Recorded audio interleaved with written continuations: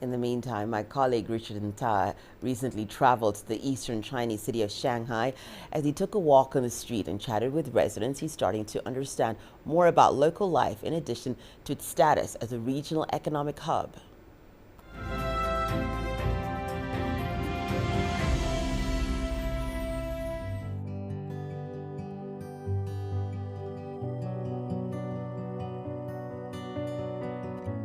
And little did I know that Shanghai has some of the tallest buildings in the world.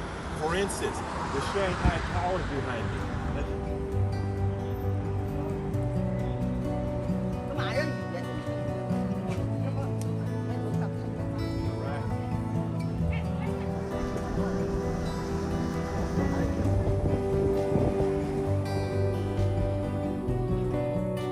I'm sent to the bun. I don't know what the bun is, so my job is to find out what the bun is.